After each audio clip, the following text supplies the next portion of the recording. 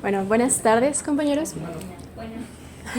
Muchas gracias por estar aquí. Es nuestra segunda sesión de 6 que vamos a tener y en esta ocasión vamos a tener nuestra ponencia con Julián Otontelles Chiu con el tema de el cuerpo y la identidad. Julián está actualmente inscrito y cursando la licenciatura en filosofía aquí en la UAMI.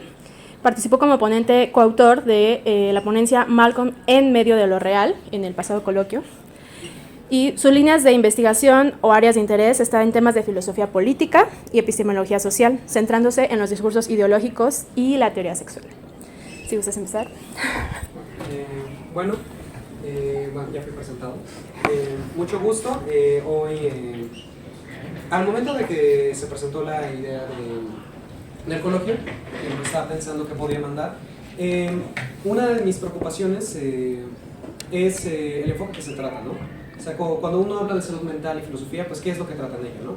Trata sobre, uno podría interpretarlo como coaching, ¿no? A veces uno podría pensar eso en el primer momento, en otro momento podría pensarlo como un hiperpsicologismo, una hiperracionalización de lo que es este proceso, y también en otros momentos nada más se trata como una explicación de las circunstancias del sujeto, ¿no? De cómo este es afectado, y yo siento que aquí es donde más va mi punto, ¿no? Siento que esta presentación que yo traigo aquí, este texto que presenté, El cuerpo y la identidad, va orientado a un problema que yo siento que nace en la filosofía de Descartes. Descartes, en un primer momento, nos concebió de dos maneras, ¿no? Res cogita y res extensa. Somos dos sustancias separadas, una sustancia que habita la otra. Separados en dos, se nos piensa de una manera tal que la mente es aquello que en verdad somos. Somos seres que son principalmente la res cogita y habitamos una res extensa. Esta no es algo que en verdad seamos, es algo que habitamos. Algo que se ve reducido a una vasija, un lugar de depósito de lo que somos. Y por lo mismo, un lugar de depósito de la identidad. Esto, yo siento que no es así. En primera instancia, el cuerpo siempre se ve afectado por la mente, y la mente siempre se ve afectada por los efectos del cuerpo. Hay una relación. Pero aquí uno podría decir que, pues esta relación es lo que prueba que son distintas, ¿no? Porque puedes identificar los efectos en un otro. Yo creo que no es así. La relación mente-cuerpo es una relación meramente funcional. Descartes, como ya planteé, pues nos concibe de esta manera, ¿no? Como si fuéramos una pequeña almica, una res cogital, que habita su espacio en la res extensa, siempre separados, nunca concebidos de igual manera. Pero esto es algo que, pues a fin de cuentas no ocurre de esa manera. ¿Qué ocurre? Un fenómeno que lo puede explicar es el somatizar. Cuando una persona experimenta lo que es la búsqueda de la identidad, lo que es, ejemplo de ello es la adolescencia, cuando un grupo de personas está en la búsqueda de identidad constante, eso es lo que buscan, es un modo de significarse en cierta medida, de dotar de sentido ciertos aspectos de lo que son ellos. Esta experiencia se puede dar de distintas maneras, ¿no? O sea, yo le puedo preguntar a Edson cómo fue su adolescencia y preguntarle cómo se fue buscar la identidad, y me podría describir una situación concreta. Podría decirme que fue muy alegre, podría decirme que fue muy triste, podría decirme que fue dolorosa, podría decirme que fue algo que ocurrió de manera rápida, que ocurrió de manera lenta, que ocurrió de mil maneras. Pero es algo que él experimentó. Esta búsqueda de la identidad, esta búsqueda de reafirmarse yo, de entender esto que en un primer momento Descartes nos presenta como esta bonita, es algo que podemos ver que se da en el cuerpo. Es algo que tiene sus efectos en él, y es lo que vemos que se representa siempre en él. Ejemplo de ello, reitero, es el adolescente. Este en su búsqueda del cuerpo se experimenta con su apariencia, experimenta con su vestimenta, se expresa de distintas maneras. Algunos caen en lo que en un futuro se puede clasificar como los que en un momento posterior se puede clasificar como una subcultura. Algunos simplemente encuentran un modo de identidad que simplemente desencaja. Algunas identidades afectan directamente la estructura total del cuerpo, algunas meramente su apariencia. Pero este cambio se da, y también es algo que se da en aquellos que no les afecta. Incluso, de ejemplo, la imagen aquí del pequeño nerd. El pequeño nerd es alguien que se podría decir que su apariencia es muy estándar, ¿no? Que no le importa mucho su apariencia, supongamos que nuestro sujeto pequeño nerd no le importa mucho su apariencia. Es alguien que simplemente le dice, no, pues me voy a vestir así tal cual como me lo norma, y con base a esto me voy a desenvolver en el resto del mundo. Eso es preocuparse por tu apariencia, es preocuparte por tu expresión corporal. En tanto que se te dice que no tienes que darle más peso del que ya tiene significado. Bueno, Y en tanto que esto se da de esta manera, la identidad se reafirma en el cuerpo. Es algo que vimos. Esta identidad se busca comunicar algo al otro, comunicar algo a uno mismo, porque no únicamente nos percibimos como sujetos en tanto a nosotros mismos. La experiencia de la búsqueda de la identidad es algo que se da desde uno mismo. No me acuerdo dónde lo puse. Entonces, acá. No me acuerdo. Lo que ocurre es de que el sujeto en la experiencia corporal se da desde uno mismo, como uno mismo experimenta su propia búsqueda de identidad, como vemos y percibimos que el otro experimenta nuestra búsqueda de la identidad, y como nosotros, como externos a nosotros mismos, percibimos cómo nuestra propia identidad se ve significada en el mundo, cómo se va dando. En este caso, asumo que se alude a lo que estoy entendiendo identidad como este conjunto de rasgos característicos que nos diferencian del otro. En este caso, en tanto actuar, en tanto expresión y en tanto pensamiento que se desenvuelve en un actuar. Bajo esta noción. Esto no es únicamente algo que se da. Uno podría alegar a que esto podría se podría ver como contrario en un caso en el cual hay un dogma, en el cual se le está imponiendo a una persona que tiene que actuar de una manera. Ejemplo del Tercer Reich. Pensemos en un pequeño niño nazi, ¿cómo se llama esta película? El niño con el pijama de rayas. No, el Jojo Rabbit, en la cual el pequeño niño se ve como esta película es una búsqueda de la identidad. Es una búsqueda de cómo el niño experimenta a lo largo de la película todo este conjunto de información que se le va dando. Se le dice, actúa de esta manera, compórtate de esta manera, este es el modo correcto, pero no se le dice imponiéndose, se le dice, así es. Y es algo que se da en todos los sujetos. En este caso es algo y a lo que creo que hago alusión anteriormente, no es que estemos libres de la influencia externa. Nosotros mismos como sujetos experimentamos siempre la búsqueda de identidad en el otro. ¿En qué sentido? Siempre nosotros buscamos reafirmar la identidad en una comunicación, en que el otro entienda lo que estamos comunicando, en que el otro acepte lo que estamos comunicando, en que el otro lo niegue incluso. Es una búsqueda que se da en colectivo, no en un sujeto único. Y en tanto esto es que se permite normarla, se le permite tratarla, agarrarla y modificarla. Cosa que se da, como di de ejemplo, en el Tercer Reich. El pequeño niño nazi tiene siente que los animales son muy bonitos. Y ese pequeño niño nazi se le enseña que los animales son criaturas que nada más sirven para alimentarse. Ok, el niño encuentra una inconformidad al respecto, encuentra un displacer en ello. Pero, por otro lado, en sociedad se le da un placer, se le da una aceptación social al respecto, se le da un lugar, y ese lugar reafirma esa conducta. Puede que el pequeño niño nazi siga sintiéndose incómodo con esa conducta, nadie lo niega. Puede que incluso su adultez se siga sintiendo incómodo con el hecho de ver a los animales de esa manera. Pero a pesar de ello, sigue replicándola. ¿Por qué? Porque se le reafirmó y se le estructuró como algo que es y debe ser propio de su identidad. En tanto a esto, no quiero decir que la identidad es estática, que llega un punto en el cual experimentas la identidad en la adolescencia y de la nada, ¡pum!, te vuelves estable, no cambias nunca más. No, los sujetos devenimos. Todos nosotros estamos en constante cambio. Lo que sí ocurre es que hay un proceso de, ¿cómo se llama esto? Ya en otros términos, de pérdida de la plasticidad, pero refiriéndonos a que, en pocas palabras, el sujeto se asienta, encuentra algo con lo que se siente cómodo, algo que le es funcional en el sistema, algo que le permite operar de la manera en la que él, no forzosamente que le siente cómodo del 100%, sino que se le permitió operar de esa manera, que se le permitió existir, que se le permitió continuar viviendo, y lo asimila como algo que es como debe comportarse. Puede a veces estar muy libre, puede haber un sujeto que es extremadamente ajeno a cómo se concibe el sistema, y por el contrario es visto como alguien que deviene en una totalidad de mundos y por lo mismo irrumpe con cualquier norma social. Pero a la vez que ocurre esto, ese mismo sujeto puede verse normado y por lo mismo aceptado y homogenizado. Con esto, pues ¿esto a qué llega? Ya que el sujeto se construye tanto en sociedad y se construye en la reafirmación de su comportamiento. Pero esto, ¿cómo recupera el cuerpo? ¿Cómo sigo tratándolo? Por aquí lo que estoy hablando, podríamos decir todavía, no, pues ahí estás hablando de la separación. A través de sus ideas, me estás hablando de ideas que son aceptadas o negadas. Pero en tanto que son tratadas de esta manera, se está afectando directamente el cuerpo. Aquí, si me permiten hacer abrir un paréntesis. ¿Cómo se construye, cómo nosotros concebimos el mundo? Es a través de nuestro entendimiento físico de este. No en el sentido de que todo lo que concebimos es información física, no. Y no en el sentido de que todo lo que hay, por el contrario, es meramente abstracción de esta información y convertida en pensamiento. En el sentido de que lo que es el pensamiento se reafirma con aquello que es percibido por el cuerpo, por aquello que es sentido por él. Y por el contrario, lo que afecta a la mente se ve en el cuerpo y los efectos del cuerpo se ven en la mente. Aquello que la mente experimenta lo busca entender a través del cuerpo. No en el sentido de que busca dar de lugar a un lugar. Ejemplo, me duele algo, no quiero ubicarlo acá. Me duele una emoción, no busco buscar dónde. Siento que me duele. Solamente siento que me duele, ¿en dónde? En el cuerpo. Diría, no es un lugar concreto, pero es el cuerpo. Es tu lugar de hábitat, es el lugar, bajo la concepción previa que dijimos de Descartes que nos separa, es tu lugar de hábitat, es el lugar en el que estás. En esta noción, eso es por un lado, ¿no? Cómo va de la mente al cuerpo. ¿Qué ocurre del otro lado?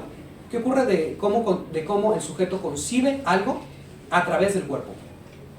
Pensemos en un extremo, algo que uno podría decir que es una falla. La insensibilidad congénita al dolor, no sé si estén familiarizados, es la pérdida del dolor, la pérdida completa de lo que es el sentido táctil, vaya. Como un sujeto pierde la capacidad de sentir, de que lo toquen, de que sienta el calor de algo, de que si le peguen le duela, de que sienta placer por una acción corpórea. Y esto lo que termina siendo, en mayor o menor medida, es que limita el resto de sentidos. Algunos ejemplos, el gusto se ve limitado, el oído se ve limitado, pero a pesar de eso, sigue teniendo vista, sigue teniendo oído, sigue teniendo olfato, disminuidos, ¿no?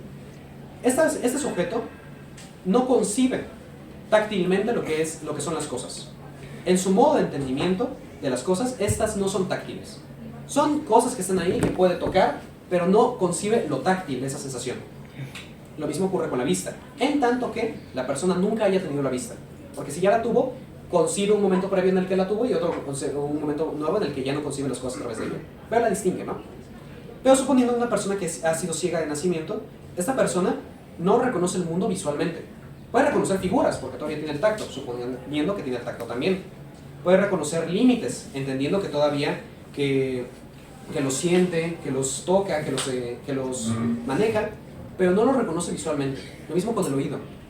No en el sentido de que carezca de oído, no, simplemente no es en el sentido de que haya perdido la capacidad auditiva, no, el sujeto directamente no es capaz de concebir conceptualmente, a nivel mente, a nivel pensamiento, todo lo que es esa experiencia, que nada más se da a través del cuerpo. ¿Con esto a qué quiero llegar? El cuerpo directamente afecta lo que comprendemos del mundo y la mente afecta cómo vemos representado este actuar en el cuerpo. Hay ciertas cosas que concebimos, ejemplo la emotividad, que no es que nosotros digamos tiene un lugar físico en el cuerpo, pero la sentimos, la experimentamos a través de él. Igual el pensamiento, la inconformidad. Esto es el proceso de somatizar. El somatizar en este caso es cuando afectos de la mente se empiezan a ver en efectos del cuerpo. Pero también ocurre la inversa. ¿No les ha pasado que cuando están muy cansados, que cuando están agotados después de haber estado trabajando, de haber estado estudiando, de haber estado 8 horas en un lugar lejos de su casa, empiezan a sentirse agotados? Mentalmente, no físicamente. Puede que el cuerpo esté bien, puede que digan, no, pues todavía tengo energía para correr media maratón. Pero a pesar de que tengas energía, no tienes la capacidad mental, la energía mental para poder realizar esa acción, para poder impulsarte a actuar. Es un agotamiento que se da en ambas partes. En este caso, no se puede concebir al cuerpo y la mente como algo separado. La mente y el cuerpo son uno, en el sentido de que nada más podemos entender al sujeto en su totalidad a través de esta unión. Si lo separamos como mente primero y cuerpo, el cuerpo es un objeto que está despersonalizado de la mente. Y en tanto que está despersonalizado, sus afectos no son los afectos de la mente. Es consecuencia de esa separación. Y lo mismo del otro lado, los efectos de la mente no se pueden ver reflejados en el cuerpo. Si tomamos eso como cierto, no podemos tomar el sujeto y la complejidad de esta unión entre estas ambas partes. Cosa que en la sociedad actual, México 2026 o en general la mayoría del mundo, se concibe de esa manera, a nivel discurso. Se concibe que somos sujetos que primero somos mente y después somos cuerpo. ¿O no? Aquí yo creo que, por más de que esta distinción se plantee en un primer momento, el sistema actual ha invertido la fórmula. El ahora no concibe mente y cuerpo, concibe cuerpo y luego mente. Permítame desarrollar un poco más adelante. Bueno, continuando con esta, refiriendo al actuar social, como ya mencioné, es reforzado a través del actuar. El sujeto es un sujeto cultural, un sujeto político, en tanto que esta totalidad de actuares, de pensamientos, se depositan en su actuar, se significan a través de él y son aceptados, negados, resignificados, retratados a través del otro. ¿Cómo se da este proceso de significación de la identidad, no? Como ya mencioné previamente, si nosotros ponemos a un sujeto con una expresión concreta, ejemplo, pongamos un ejemplo, una persona trans, ¿no? Si nos fuéramos con la distinción anterior de mente y cuerpo por un lado, la persona trans no tendría por qué querer cambiar su apariencia física. ¿Por qué? Porque simplemente es mente. Él es en su concepción lo que él es y no importa su actuar, si nos vamos bajo esa distinción. Pero los sujetos constantemente estamos buscando que nuestra identidad se alinee, que lo que nosotros concebimos del mundo se alinee con cómo nos expresamos. Y pensemos incluso en el gordo temachero. Esta persona lo que hace es que busca actuar de una manera concreta que iluda una masculinidad. Él dice, no me importa tanto mi apariencia, pero es preocuparte por tu carácter, por un carácter que es visual, por un carácter que se percibe a través del otro, por un carácter que es significado a través de que otro te afirme tu masculinidad. Pensemos en la persona, igual un ejemplo de acá, ¿no? Pensemos en el, ¿cómo se llaman estos? El Jirai-kei, una moda japonesa que reafirma el dolor corporal, las autolesiones. Este tipo de cultura, este tipo de subcultura, se reafirma a través de ¿qué? De la vestimenta, de la estética y de la apariencia de las heridas autoinfligidas. Igual en cualquier otro. Aunque el furro no se colocó pelos en la piel, pero busca expresar un carácter con el que se siente cómodo. Es un modo, algunos dicen que es un modo de identidad, otros dicen que es un modo de actuar que les gusta. Pero es un modo de expresión. Es una expresión social y cultural que ellos reafirman en ellos mismos. Es algo que les permite significar lo que ellos consideran que ellos son. Pero como mencioné previamente, lo que tú consideras que uno es puede estar normado. Si la identidad previamente ha sido tratado a través de un dogma normada, que se te dice, tú, hombre, tienes que ser el macho pecho peludo, tienes que leer al temach, tienes que entrar en modo guerra, lo que sea eso. Mi compa. Tú aprendes que eso es lo que es tu identidad. Y esto no es que se despersonalice de lo que tú en verdad sientes. No, tú sientes una cosa, pero tú concibes esto como lo que es tu identidad, como lo que tú en verdad eres y lo que tienes que ser. Entra una dualidad, ¿no? Del deber ser y lo que en verdad eres, pero que tú te concibes como parte de ese deber ser. Esto, ¿cómo se expresa? En el cuerpo. Actitudes corporales, actitudes físicas, porque no únicamente muestras si la actividad fuera meramente mental, el violador no violaría. ¿Por qué? Porque nada más quiere actuar en la mente, y en tanto que piensa que lo va a hacer, ya lo hizo. Pero no es así. Hay una unión, hay algo que es total en nosotros, que nada más se puede evaluar en tanto que es de esta manera. Ahora, esto es expresión. La expresión es lo que significa la identidad socialmente, como ya reafirmé, ¿no? El sujeto, el Therian, bueno, que ocurrió recientemente, se ve negado. ¿Por qué? Porque a pesar de que era una subcultura muy chiquita, fue vista como algo que es un problema mayor, como algo que causa daño. Y a raíz de esto, su identidad fue negada. ¿Esto que genera? Genera un proceso en el cual la identidad del sujeto está en juego. ¿En juego de qué? En juego de interactuar con el otro. ¿El otro qué es, en este caso? Porque desde hace rato digo de que nos percibimos a uno mismo, la identidad desde uno mismo y desde el otro, incluso yo como el otro. En este caso, el otro estoy pensándolo como una mirada externa a nuestra propia persona. Este otro puede ser, incluso yéndonos a un extremo, un animal. Una persona que tiene un perro y que ve que su carácter no le gusta a su perro, puede verse al perro como el otro. O, en lo más común, a otra persona. Tú cuando interactúas, sales a la calle y la viejita te dice, ay, pinche gay. Pues ahí es una reafirmación eso es el otro reafirmando su percepción de ti a ti. Te está enunciando aquello que percibe de cómo tú eres.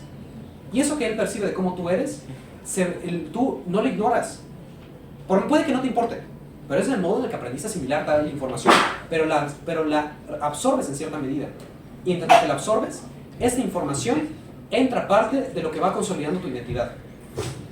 El sujeto, ahora hablando del otro como uno mismo, tú cuando piensas en un momento concreto de tu vida, no es como que lo veas desde los mismos ojos. Tú cuando digo que cómo se experimenta la identidad de uno mismo, puede que me esté refiriendo un poco al momento en el que se está desenvolviendo. Como yo percibo desde yo mismo que me veo. Ejemplo, ahorita yo estoy dando la conferencia y estoy pensando que estoy dando una buena conferencia. Puede que en realidad esté dando un bodrio y yo lo perciba de esa manera. Pero puede que en un momento posterior, ahorita, haya pensado en lo que ya haya dicho anteriormente, o esté concibiendo lo que yo estoy viendo como si fuera un externo, como si dijera, ¿cómo sería si me estuviera viendo a mí mismo? Desde fuera. Y diga, ay, no, qué incómodo. O no, ay, eso que dijo, como que no me cuadra. Eso es percibirte de ti mismo como otro. No te estás percibiendo como ti mismo, estás percibiéndote desde tu concepción que tienes de lo que eres, como externo a lo que eres. Y es un proceso que se da siempre. Uno siempre lo hace cuando uno dice, ay no, ¿qué es lo que hice ayer? Ay no, qué vergüenza, ¿cómo es posible que haya podido golpear a esa señora? Eso es lo que haces. Eso es lo que haces constantemente. Incluso con algo, no forzosamente tiene que ser negativo, porque nada más has dado ejemplos negativos, puede ser algo positivo. Si vas con un grupo de personas en los cuales te dicen, ay, me gustó mucho tu ropa, ay, que me gustan mucho tus ideas, ay, yo estoy de acuerdo contigo. Es un modo de reafirmación, no únicamente de castigo, no es un proceso meramente negativo. Y ocurre lo mismo, si yo veo la atención y digo, bueno, sí estoy de acuerdo con lo que dije, sí está bien. Pues es un proceso en el cual yo veo y digo, mi actuar está bien. Yo como otro reafirmo mi actuar, pero también como otros tienen influencia en mí. Esto es atribuir una carga simbólica a mi actuar. Significa algo para el otro, significa algo para mí, y esto es asimilado como información. Esto, al momento de consolidarse, es lo que genera que se estaticen ciertos rasgos. Ejemplo, la persona mayor, que siempre dicen que las personas mayores se vuelven, ¿cómo se llama esto?, de derecha. ¿A qué ocurre eso? A que es un pensamiento funcional. La derecha es funcional en el sentido de que le permite operar en un sistema que opera a través de un pensamiento de derecha. Eso es un juicio político y moral, eso lo dejo más como ejemplo de. Pero en pocas palabras refiere a que el actuar que uno hace, si es reafirmado y es visto como funcional, ese actuar se queda para operar. Y es lo que el sujeto mismo percibe como, ok, aquí opero. ¿Por qué? Porque somos seres sociales. No podemos sernos concebidos únicamente como individuos únicos, somos seres políticos. Y un problema de concebirnos como uno es que eso no es como concebirnos como seres políticos, concebirnos como seres únicos, singulares. Pero la singularidad es política siempre, porque la singularidad interactúa con el desenvolvimiento del otro. Mucho pensando en un bebé, el bebé, ¿qué es lo que hace? Yéndonos volviendo un poco a cómo consolida el pensamiento. El bebé lo que hace es que ve desenvuelto su actuar ve desenvuelto el mundo a través de su actuar. ¿A qué actúa? A través de algo que es muy propio de la mayoría de los seres vivos por naturaleza. Placer y displacer. El bebé, ¿qué es lo que hace? Ve algo, tiene hambre y eso le genera displacer. ¿Qué hace? Empieza a buscar algo que solucione eso. Su solución es llorar. Y en tanto que llora, ve que la madre no entiende que es madre, entiende que es algo que está ahí, que pulsa, y entiende algo que tiene seno o que tiene un aparato de plástico que le da comida y que sacia su hambre. Eso es lo único que entiende de que, si hago esta respuesta, se va a solucionar mi problema. Y conforme a eso va empezando a consolidar lo que va entendiendo del mundo, a través de lo que siente y de cómo esto se ve reflejado en el cuerpo, y viceversa, de lo que entiende del cuerpo y cómo esto lo abstrae. Posteriormente es la cultura, posteriormente es la moral, posteriormente es el lenguaje, posteriormente son concepciones que no forzosamente están explícitas, que el sujeto va experimentando con tal de poder consolidarse, de consolidar su pensamiento. Esto no únicamente ocurre en singular, como ya mencioné, ocurre en pluralidad. Normalmente a esto lo llamamos cultura. En este caso me voy a estar refiriendo como sistema. ¿En qué sentido? Sistema de ordenamiento social del pensamiento. A eso me voy a estar refiriendo ahorita. Este sistema, como ya mencioné, son estructuras de ordenamiento de las ideas, de las sensaciones, de lo que percibimos del mundo. Estas, en tanto como sistemas de ordenamiento, le van enseñando a los bebés, a los niños, a las personas. Esto es como nosotros, como bajo nuestro sistema se concibe esto. ¿Por qué? Porque no se dan en singular. Se puede empezar a construir desde el singular, claro. El bebé empieza a percibir al otro no como sujeto, lo empieza a percibir como objeto. Y posteriormente van entendiendo una diferencia entre ambos, ¿no? Una cierta autonomía que pueden tener, una cierta, o la distinción que él le dé. Puede que incluso diga, no, son objetos, pero no, son objetos. Pero aunque diga eso, sigue concibiéndolo como otra cosa. Ahora, esos sistemas de ordenamiento tienen una tendencia a buscar replicarse. ¿Por qué? Porque se presentan como soluciones funcionales. Tú en una sociedad, no es que activamente estés cuestionando lo que están diciendo, entendiéndolo como, no como la voluntad del popular, del total, porque no hay una voluntad de un conjunto total, sino hay una voluntad, hay voluntades singulares que van orientadas al mismo lado. Esta es lo que hace la intención dentro del velo, es que se vaya manteniendo igual, que vaya manteniéndose funcional. ¿Por qué? Porque lo que se busca no es una operación cambiante, porque la reestructuración de él, más que atemorizante, es una reestructuración que implica romper con aquello que ya se considera funcional. Y lo que se opera, por principio básico casi en la humanidad, es un principio de supervivencia, ¿no? Yo busco operar. Ahora entendamos el funcionar en el sistema actual como supervivencia, eso no es natural, eso es una cuestión cultural. Pero se entiende de esa manera. Va relacionado a esta función, a este sobrevivir, a que se castigan ciertos actuales al punto de matar a las personas. Entendiéndolo como la pena de muerte o entendiéndolo como el hecho de que se reniegue a alguien al punto de que se suicide. Eso por un lado. Esos sistemas tienen normalmente, debido al buscar replicarse, algunos de ellos se vuelven dogmáticos. Se consolidan en el pensamiento y al volverse estos dogmáticos, al volverse como la norma de cómo se debe actuar, estos lo que hacen es que vuelven a los sujetos cuerpos estáticos. Cosas que ya están dadas. Con esto me refiero más que nada a cómo está percibido el sistema actual en el que convivimos, ¿no? Ejemplo, ¿qué es un hombre? Si nos vamos por hombre en tanto a género. Fuerza. Fuerza puede ser una de ellas. Otro diría que podría ser una cierta actitud. Uno diría que es un cierto lenguaje corporal. Nos dirías que es que diga groserías y otro diría que es un violador. Otro diría que tenga otros rasgos negativos, otro diría que tenga rasgos positivos. No importa cómo se conciba, estatiza la figura del hombre. Lo mismo con la mujer. ¿Qué es una mujer? Uno puede decir que también es, uno puede decir bajo una figura, uno puede decir que es sumisa, uno puede decir que es fuerte, uno puede decir que tiene una ansia de libertad, pero son rasgos que nosotros vamos estatizando en el sujeto. Ahorita podríamos decir que estamos en un proceso de cambio, ¿no? Con todo lo que es la época actual, uno podría decir, no, es que las concepciones de hombre, de mujer están cambiando, está habiendo una revolución en esta percepción. No estoy refiriéndome a eso. Claro que las hay, pero ese cambio se vuelve estático. Ese cambio lo que hace es que denomina a un sujeto y le dice, es de esta manera. Hombre, ¿qué es? El que tiene pene. Mujer, ¿qué es? El que tiene vagina. No, pero ahora mujer es el que performa una cierta actitud masculina. Digo, hombre es el que se performa una cierta actitud masculina. Ok, eso es hombre, pero se estatiza. Se vuelve un sujeto normado que se vuelve normado en tanto que puede continuar operando en el sistema. Esto, a la vez, van construyendo una realidad. Porque esto que percibimos como la concepción que tenemos del mundo, es lo que en este caso voy a estar entendiendo como realidad. La realidad que vamos consiguiendo es el entendimiento, es la concepción colectiva que tenemos de un mundo. O individual, porque puede haber un sujeto con un individual distinto, una realidad distinta. En este caso son los sujetos que luego se dice que están por fuera de la realidad, ¿no? Los locos. En este caso, esos sistemas estas realidades que se construyen son cosmovisiones. Cosmovisiones que pueden ser reestructuradas, que operan a través de lo que yo llamo un velo, a modo de analogía. ¿Por qué? Porque ¿qué es lo que ocurre? Esta estructura de ordenamiento nos envuelve a todos en un modo de pensar no ordenado, porque puede estar desordenado, pero no, ordenado en el sentido de que está clasificado de cierta manera, independientemente de que ésta sea lógica o ilógica, o no nos haga sentido, o sí nos haga sentido. Está ordenado de una cierta manera. Y en tanto que está ordenado, nos permite distinguir lo que está significado y es reconocido por nuestra realidad. Piensa en algo que está por fuera de tu realidad. No puedes, porque está percibido ya previamente por esta concepción que te envuelve. Pero me dirás, pero sí puedo pensar en algo que está por fuera de la realidad del resto, del colectivo.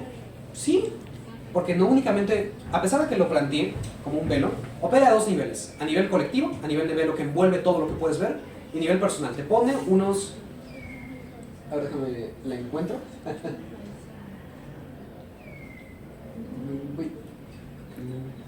Te pone unos lentes a través de los que puedes ver el mundo.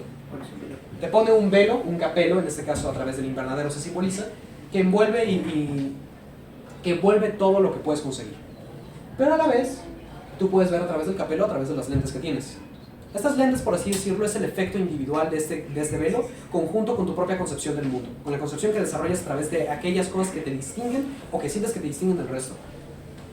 La construcción de este velo a dos niveles, un velo que te envuelve a ti, que envuelve tu rostro y que envuelve el mundo, te permite, tú desde tu propio velo, ver las cosas que están dentro del velo, de lo real, de aquello, de tu realidad. Y en tanto que puedes hacer eso, puedes reinterpretar el significado de estas cosas. Y a la vez, puedes intentar ver por fuera de él a través de tus nuevas lentes que te permiten ampliar tu construcción de un velo.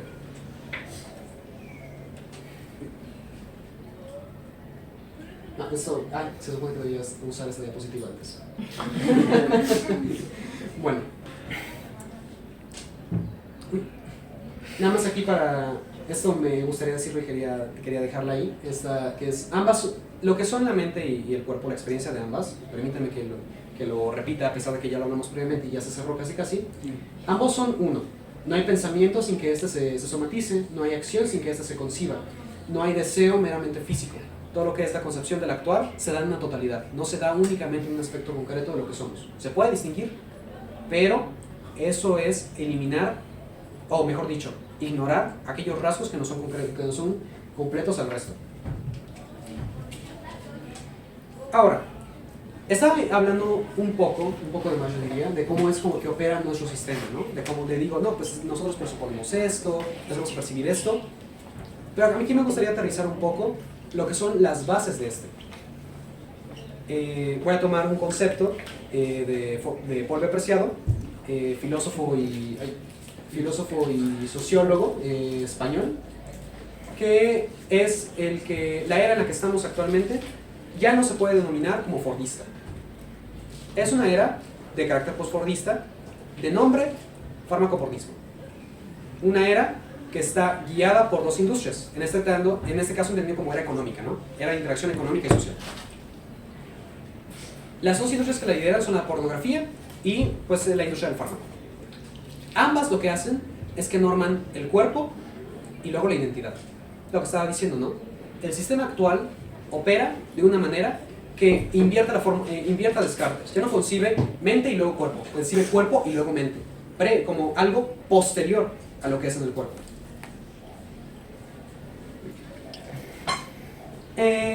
La era fordista está un poco guiada por lo que es la industria del auto. ¿En qué sentido? Los modos de producción, los modos de generar capital eran a través de la industria del auto. Una macroproducción, una producción masiva, rápida y masiva. Eso no se ha eliminado del todo. ¿Por qué? Porque pues no es como que simplemente cambiemos de era y olvidemos todo lo que había, ¿no? O sea, nos quedamos con lo que funciona.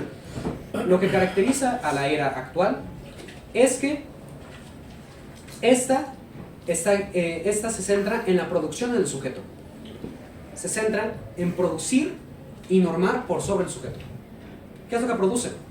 Vamos a desglosarlo un poco, ¿no? Lo que es la industria farmacéutica se dedica a normativizar y materializar.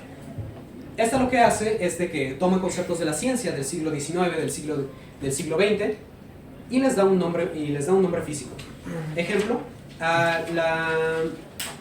la masculinidad, esto como algo aparte, a la masculinidad se vuelve testosterona. El hombre, ahora, el que es masculino, es el que tiene testosterona. ¿Qué es la persona que tiene depresión? Es la persona que consume Prozac. ¿Qué es la persona que tiene estrés? Este concepto de la psicología en su momento, es que tiene el cortisol alto. ¿Qué es esta persona que tiene, ¿cómo se llama esto? ¿Qué son las relaciones de poder, de dominación? Son biología, son código genético, que nos hace actuar de esta manera. Le materializa, le da una molécula, una partícula, una píldora concreta que puede ser consumida y reproducida. Porque en tanto que es material y es objeto de producción, ya que la industria opera a través de la producción de objetos materiales, ¿no? En este caso de capital, pero ahora también de atributos del cuerpo, de conceptos. Materializa conceptos y los reproduce. ¿A través de qué? Del sujeto. Por un lado, opera así la industria farmacéutica. Por el otro, entra la pornográfica. ¿La pornografía qué es? ¿Ustedes qué dirían que es la pornografía? Cosificación del cuerpo. ¿Cosificación del cuerpo?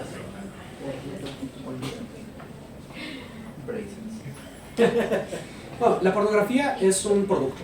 Es un video, una imagen, una revista, algo concreto que muestra un modo de tener sexo, un modo del sexo, de la reproducción sexual, del placer sexual. Apela a algo que es propio del sujeto, que es propio de casi todos los humanos, en mayor o menor medida. Va a haber quien sea sexual, va a haber la persona que no tenga un interés por tener relaciones. O puede que no tenga ni siquiera interés por masturbarse. Pero es algo que en su mayoría apela a lo común. Apela al deseo sexual que tenemos en las personas. ¿Y qué lo hace? Le da un objeto, le dice, ah, mira, esto es tu deseo sexual. ¿Qué es? Es una imagen de un tipo con un pene de 30 centímetros, que no importa cómo se vea el resto, no más importa que tenga pene, que una mujer increíblemente con pechos exorbitantes, con trasero exorbitante, o por el contrario muy delgado, que parezca una niña, que parezca una madre. Una de las dos cosas o varias de ellas. Son distintas, no es una única visión que tenemos de la mujer como objeto en el sexo, en la pornografía, y lo mismo en el hombre. No hay una única visión que tenemos del hombre en la pornografía. Hay quien tenga la verga grande, hay quien tenga el pene chiquito, hay quien esté gordo, hay quien esté flaco. Pero muestra una experiencia que nada más es reproducible a través de la pornografía. Porque esta no satisface el deseo sexual. Apela a él y te dice, mira, aquí está su solución. Aquí está un modo, no de saciarlo, de darle un culmen, ¿no? De que culmine un momento, de que eyacule. No le da un momento de eyaculación. Le dice, este es el modo en el que vas a poder eyacular. Y no refiriéndonos a literalmente que se corra, ¿no? No refiriéndonos a literalmente, ¿no? Sino refiriéndonos a que se culmine dicho placer independientemente de la persona. Y a pesar de que se da esto, no se logra. ¿Por qué? Puede que la persona se haya corrido, puede que se haya masturbado 5, 6, 7 veces y no se sacia. ¿Por qué? Porque el placer que está buscando no está dado en el sexo, en el placer sexual, en el deseo sexual propio de la persona. Es un deseo el que se ha producido, que se implanta, que se acaba de producir en el sujeto, de consumir pornografía. Porque esta experiencia que se genera a través de ella, nada más es reproducible y saciable a través de ella. Pero miento al decir que es saciable. Porque lo que la pornografía hace es implantar un deseo que se presenta como natural, que se presenta como parte del cuerpo, y en tanto que se presenta como parte del cuerpo, encuentra el saciarse al reproducir aquello que se ve. Pero no es posible reproducirlo. ¿Por qué? Por circunstancias materiales, puede que la persona no tenga el pene grande, puede que lo tenga pequeño, puede que la persona no sea gorda, puede que la persona sea flaca, puede que la persona sea flaca, al contrario, sea gorda, no importa. La cuestión es de que lo que se está viendo apela a generar placer en tanto a que se ve, no en tanto a que se reproduce. Un caso de ello son las adicciones a la pornografía, en la cual hay personas las cuales, por más de que tienen relaciones sexuales, siguen siendo adictos constantemente al consumir pornografía. ¿Por qué? Porque el placer que se genera no es el sexual, es el de la pornografía, que se presenta como el placer sexual. Y en tanto que se hace esto, este placer se frustra. Hace un momento omití un término de la industria farmacéutica que me gustaría que, discúlpenme, lo voy a retomar un momento. Y es que esta, al materializar conceptos, los naturaliza. ¿En qué sentido? Invierte la fórmula. Dice, este es el concepto de masculinidad y esta es la testosterona. Ok, ahora lo invertimos. El que tiene testosterona es el que tiene masculinidad. Como es algo natural y material y se concibe primero el cuerpo, se dice, lo que está en el cuerpo, lo que está en el mundo, lo que es material, la píldora, es lo que esto es. Tienes los niveles de cortisol alto, tienes estrés, no al revés. No es que tienes estrés y esos niveles de cortisol alto, no, es al revés. No es que estés deprimido, es que tienes la serotonina baja. Y eso se llama depresión, pero es serotonina baja primero que nada. Y lo mismo que ocurre aquí con la pornografía. Esta muestra un modo concreto de tener sexo, de tener relaciones sexuales y te dice, así es, mírala. Así es como tú tienes que tener sexo, como tú y todos los que están aquí tienen que tener sexo. Puedes intentar de otra manera, sí, pero así es como tienes que, es lo natural, es lo que se da en el placer, en el placer de la carne. Esto, uno podría decir que en cierta medida es contradictorio, ¿no? Porque por un lado la industria farmacéutica te dice, no, pues esta es la píldora, es una molécula, pero las moléculas, la industria farmacéutica, no la industria farmacéutica, sino lo que es la creación de medicamentos, lo que es la ciencia, te dice, no, pues las moléculas cambian. Pero estamos hablando de la industria, no de lo que es únicamente la producción de fármacos. Porque esta producción es en función de su venta. Lo que explota la pornografía es que produce un placer sexual dentro del individuo y ese placer sexual que lo produce lo hace consumir más pornografía, comprar más pornografía. Lo hace producir capital. Es la transformación de la potencia sexual, de la potencia gaudendi, nombrada igual por Preciado, como capital. la capacidad de todo cuerpo de convertirse en dinero a través de su potencia sexual. El fármaco hace lo mismo, convierte algo propio de la identidad, lo que es la testosterona, lo que es el estrógeno, lo que es el Prozac, como simbolismo de la solución a la depresión, lo que es el cortisol, convierte aquello que es abstracto, conceptos, en material, y te lo vende. Te vende testosterona, te vende estrógeno, y no es algo forzosamente malo. ¿Por qué? Porque son modos de reafirmar la identidad, construye, por eso digo que es algo contradictorio, porque por un lado, construye un modo de reinterpretar nuevamente la identidad, pero esa parte es la que se ignora. A nivel, cómo opera esto, es a través de la parte normativa del fármaco, de la parte que te dice, así es esto que puedo señalar aquí concreto en el mundo, esto es testosterona, es esta fórmula, es esta molécula de acá.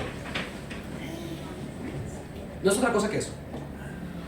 Y por otro lado, la imagen que aparece en la pornografía. O sea, te dice, así es como la apariencia de las cosas.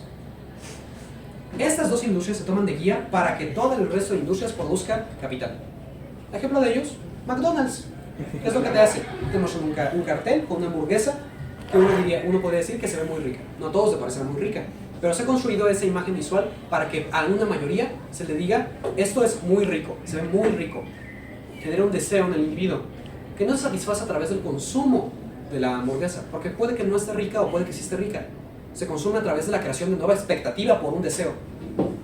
Ya no empieza a consumir deseo, ya no empieza a consumir el producto, empieza a consumir el desear algo constantemente. El individuo se vuelve producción y consumo. ¿Qué consume? ¿Qué no consume? ¿Qué no produce? ¿Qué sí produce? ¿Quién lo produce? ¿Quién no lo produce? ¿Quién no lo consume y quién lo consume? ¿Quién produce aquello que él consume? ¿Quién produce aquello que él no consume? ¿Quién produce aquello que produce él que va a consumir otro individuo? Estamos en una relación de producción constante, de producción y consumo. El individuo es en tanto que consume. ¿En tanto que consume qué? Placer. El placer de consumir algo. Esto entra como un modo de control. Y como expliqué anteriormente, se puede manejar la identidad del individuo a través del cuerpo. ¿Por qué? Porque somos cuerpo. Y a través de que se reafirman ciertos actuares, se reafirman ciertos modos de ser. Y eso interactúa de esa manera. Interactúa a través del deseo. ¿Te controla qué?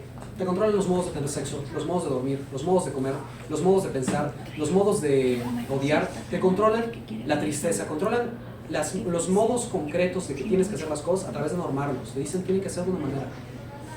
Y a través de que son de una manera, se te dice que esa es la manera natural y correcta de hacerlo.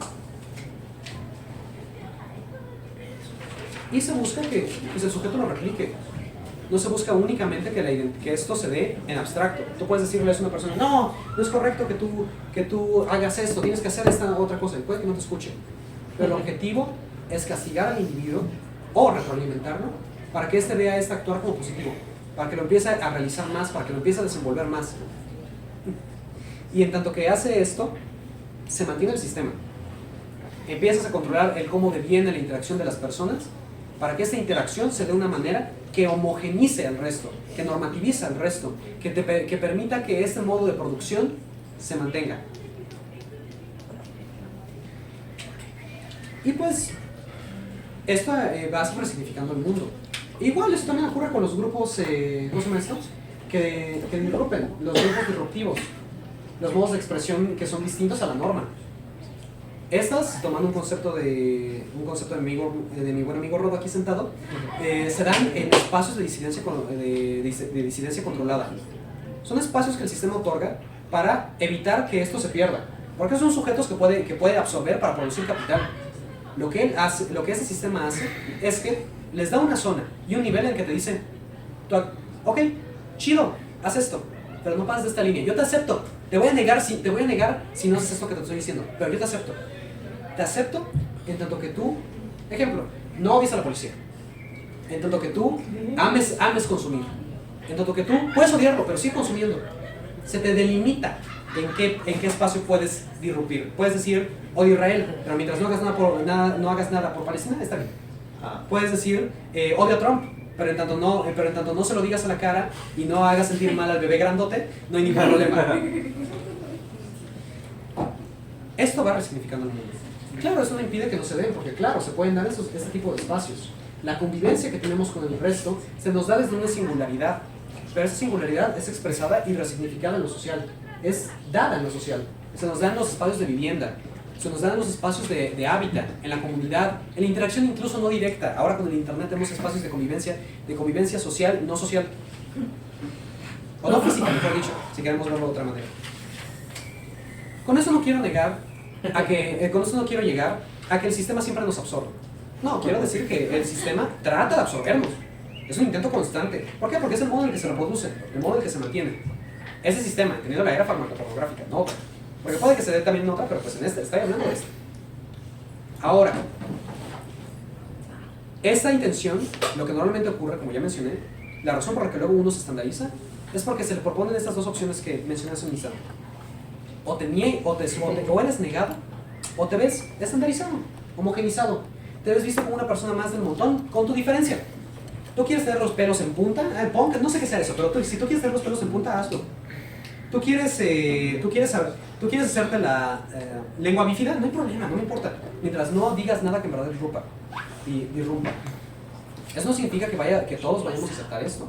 Eso no significa que yo vaya a aceptar todo lo que tú me estás diciendo. Nada más significa que te vamos a permitir seguir existiendo.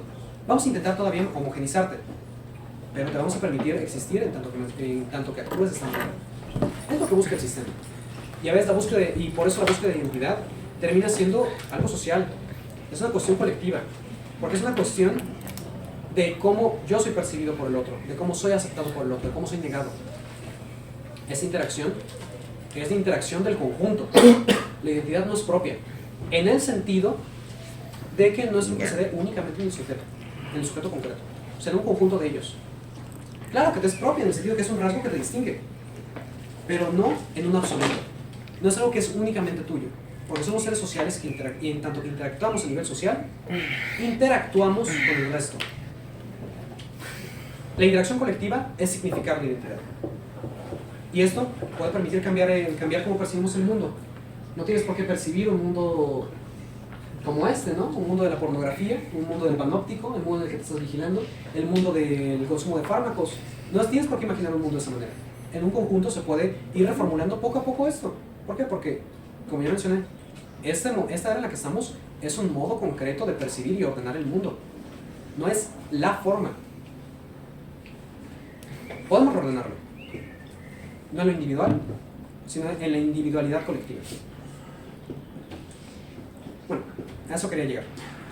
Cualquier duda que tengan, algo que me quieran decir, pues, a ver.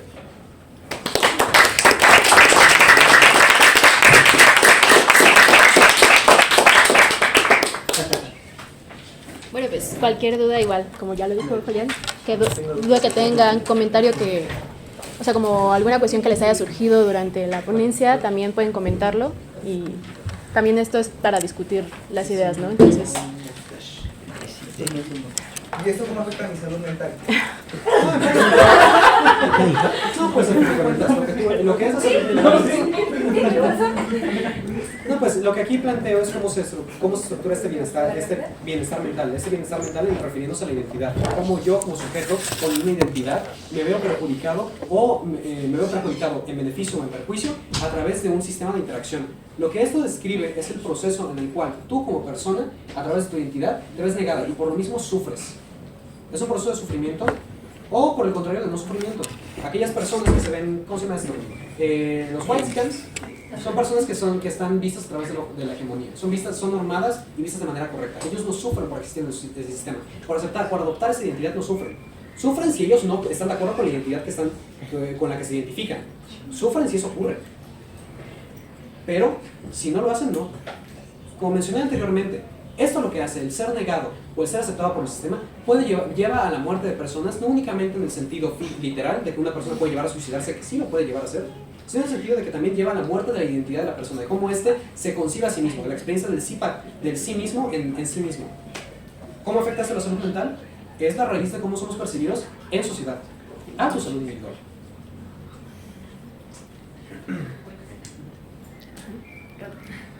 Julián, pues yo creo que estás confundiendo conceptos, la verdad. Porque, por ejemplo, tú estás, por lo que entiendo, estás criticando a Descartes, ¿no? No, es como excusa para hablar de eso. Bueno, pero sí lo estás criticando, ¿no? Ciertamente. Estás criticando su dualismo, ¿no? Pero entonces, yo creo que realmente no estás pensando más a Descartes no como un dualista, sino como un monista. Porque pues porque piensas que Descartes es puramente, pero él reunifica, digamos así, de alguna manera la sustancia, ¿no? De manera normal. Y entonces, pero realmente eso es como una imaginación productiva, no es que Descartes lo creyera, ¿no? Sino entonces por qué investigaba lentes, ¿no? Porque sí cree en el mundo físico, ¿no? Sí cree en el mundo tangible, podría decirse. Pero y realmente, a lo mejor estarías pensando más en un Berkeley, ¿no? Como que cree que realmente la mente es la que construye el mundo, ¿no? Es el sujeto. Y tú, más bien tú no estás refutando al dualismo, más bien tú eres un dualista. Porque estás diciendo, sigues hablando en términos de mente y cuerpo, ¿no? O sea, dices, no, somos cuerpo, ¿no? Pero luego también, inevitablemente, para hablar, digamos que de la mente, bueno, mejor dicho, ¿cómo decirlo? Para hablar de la mente tienes que hablar de la mente, ¿no? Entonces ya estás ahí tú cayendo en el dualismo que criticas, ¿no? O sea, yo creo que tu base metafísica está incorrecta, ¿no? De primera. No, aquí lo que... Espera, y otra cosa, o sea, por ejemplo, criticas esta noción, ¿no? De que las sociedades, ¿no? Crean realidades, ¿no? Pero yo pregunto, ¿qué sociedad, qué realidad no quiere hacerse real? O sea, no quiere constantemente estar reproduciéndose en los sujetos, ¿no? O sea, yo creo que cualquier civilización de la historia humana, sus costumbres es lo que hay que hacer, ¿no? No llega un Foucault mesoamericano, ¿no? Y les dice, oye chavos, ¿lo que creen? Yo creo que Tlatuani está inventando algo para sujetarnos, ¿no? O sea, yo estoy de acuerdo en muchos puntos contigo, pero en eso a mí me queda, y como dice el compañero, o sea, ¿en qué momento hablas realmente de salud mental, no? O sea, yo entiendo esta cuestión de que dices, no nos dejan ser, ¿no? Pero para ser, entonces tendríamos que ya habernos constituido, ¿no? O sea, no estamos siendo constantemente. Pero ese no ser, ¿de dónde viene? ¿Viene de lo interno? ¿Viene de lo externo? ¿No? El no ser es mío, yo no quiero ser así. O la sociedad no me deja ser así. ¿Qué es el no ser en ese sentido? Todo esto de no ser. ¿Pero qué es el no ser entonces? Bueno, primero que nada, con respecto a la cuestión de Descartes, aquí lo que estoy criticando no es directamente, por parte que sí critico la separación que hacen, no busco plantearlo como un número de paja. Planteo la consecuencia de que se haya planteado de esta manera. Que claro que no es únicamente suya, como tú bien dijiste, Berkeley también hace lo mismo, hace una separación en la cual... No, Berkeley es monista. No, ya no sé por eso, pero me refiero a que lo que hace es que centra todo en la mente. Bueno, sí, tienes razón, disculpa la palabra. Berkeley hace una separación que lo que hace es que la mente es lo único que hay. En este caso, lo que estoy que tengo no es a él, no busco decir, mira, Descartes se equivocó en esto, no, busco decir, a consecuencia del planteamiento de Descartes, interpretado a través de del discurso que manejamos en la actualidad, entendido como el modo en el que concebimos esta dualidad, es una dualidad en la cual mente es lo que somos y cuerpo es vacío. No me refiero directamente a él, por eso nada más lo trato al inicio como planteamiento, no como tal, como el hecho de que Descartes diga, no, pues tú eres tu cuerpo, eso no importa, tú eres tu mente, no, porque tú bien dices, él trata el cuerpo. En cierta medida, como es una unión. Ahora, respecto a la crítica a los sistemas, de que yo digo de que no estoy diciendo que es malo que los sistemas produzcan una realidad, porque tú bien lo dices, lo dices bien, son modos de entendimiento del mundo, son modos de entendimiento de y no son algo malo inherentemente. Eso lo planteo como que esto puede generar cierto sufrimiento en el sujeto, sí, claro que puede, porque va a haber quien se distancie de esto. Ahí es donde tú mencionas el no ser, ¿no? El ser o el no ser en este caso. En este caso me estoy refiriendo a un estado de conformidad con el actuar que performas, con la identidad que performas. Entendiendo esto como la identidad que muestras, que enuncias al mundo y que es resignificada, aceptada o negada por este. Tú puedes, desde tu sentido interno, no entendiéndolo como mente, no entendiéndolo como cuerpo, sino desde tu totalidad interna, entendiéndolo como lo que no expresas directamente, estar en desacuerdo con algo que actúas. Pero ¿no crees que sigues cayendo en un dualismo? Porque entonces es mi interno y el externo, ¿no? No, porque porque no estoy distinguiendo esto como en el sentido de que tú estás completamente separado de tu mundo externo. No, al contrario, critico eso. Lo que estoy diciendo en este momento es de que tú tienes pensamientos y eso no lo puedes negar. Y no te estoy diciendo que no se ven reflejados un poco en el actuar. Hay cierta inconformidad, hay ciertas cuestiones que se ven, hay cierta somatización de ese actuar, hay cierto actuar que cuando tú no estás de acuerdo con una idea, la somatizas, tiemblas, te atoscas, te pones así, y es algo que se da. Tú levantaste la mano primero. Ah, bueno. Es Es que, o sea, estás diagnosticando algo, definitivamente, ¿no? Dices, pensar al humano como mente y cuerpo nos llevó a ciertas conclusiones que no están chingonas, ¿no? Como diría Silvio. Queremos revertir las cosas para que ahora sí sean chingonas. Pero parece que sigues... A ver, la consecuencia de que las cosas no sean chingonas es que distinguimos mente y cuerpo de manera dual. Pero sigues manteniendo la explicación de manera dual, entonces no salimos de lo que nos mantiene en un estado no chingón. En este caso lo que estoy haciendo no es como tal de dar una solución. Porque la solución que yo... No tengo una solución clara al respecto. ¿Por qué? Porque estoy igual en el imaginario de la mente-cuerpo. Yo busco concebirlo como un total, pero para rastrear los rasgos de la consecuencia de esta concepción, lo sigo anunciando de manera tal. Como digo, ejemplo, en el sistema en el que estamos, farmacopornográfico, lo que se distingue es cuerpo y mente, primero el cuerpo y luego la mente. En el sentido de que el cuerpo moldea cómo es actuar.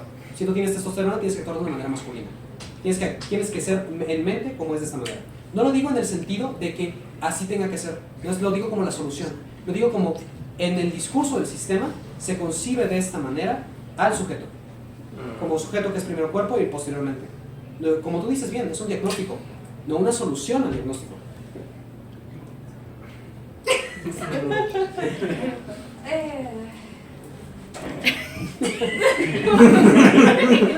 que creo que todos estamos igual. Pero... A ver, voy a tratar de entender tu discurso. A ver, no sé si todos los que nos acompañan son cinéfilos. Bueno. Pobres aquellos que no. Sí, por lo que voy a decir a continuación. Creo que la mayoría aquí estamos familiarizados con Hegel, ¿no? Sí. Bueno, aquí tiene un desarrollo bastante apegado a lo que yo siento que estás tratando de decir. Y si queremos verlo en términos lógicos, que al menos para mí es más sencillo. O sea, lógicos de lógica formal, proposicional.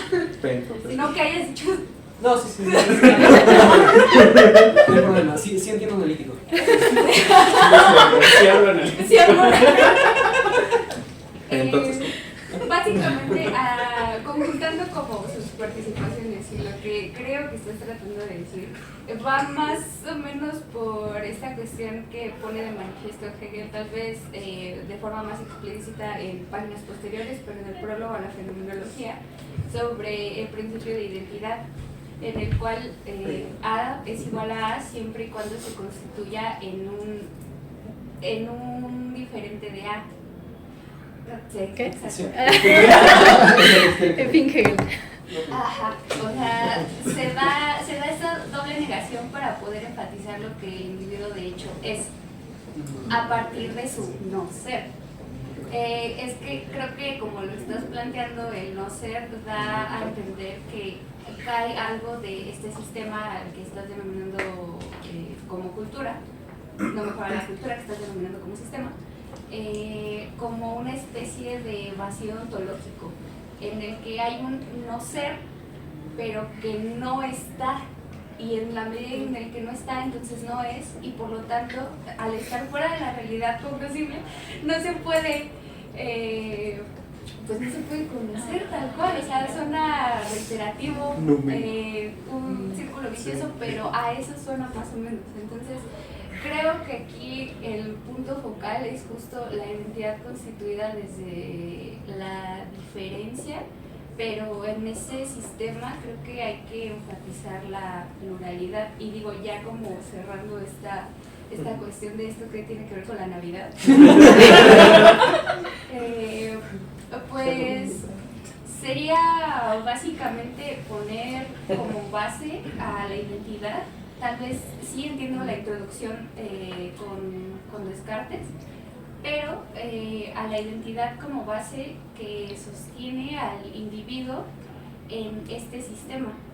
Justo si falla esta base, lo que puede hacer no es solamente sacarlo de ese sistema y hacerlo poco funcional, sino que al no tenerla explícitamente, simple y sencillamente se vuelve como lo que decía, ¿no? Como los locos.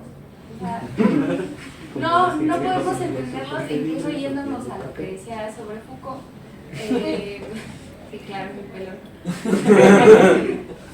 Pues habría incluso exilio también un poquito identitario dentro de sí mismo, ¿no? Llevándolo de lo menos a lo más, micro a macro. Entonces, siento que me iba la cosa. Yo estoy tratando de compactar ideas, pero no sé si realmente sea como la visión que estás dando a entender, porque siento que en todo esto te estás centrando un poquito más en hacerlo a la inversa. O sea, no tanto la identidad como soporte, sino la identidad como un devenir de algo más. En este caso lo que quiero anunciar, o sea, es más que nada, no más que hacerlo la inversa, quiero denotar que sí, por un lado es el centro a través del que nos constituimos, en el sentido de que es la raíz de nuestro bienestar, porque puede haber otras cosas que nos causen bienestar, pero esto se ve efectuado en el actuar, se ve efectuado en cómo empezamos a concebirnos, a conceptualizarnos nosotros y a conceptualizar nuestro actuar, ciertas cosas del mundo. Y en este caso, yo no diría que estoy como tal únicamente poniéndolo como centro, y al mismo tiempo invirtiéndolo, diciéndole de que bueno, eso es raíz de, así deviene, sino quiero enunciar en este caso que a pesar de que sí, esta deviene, al devenir esta sigue siendo identidad.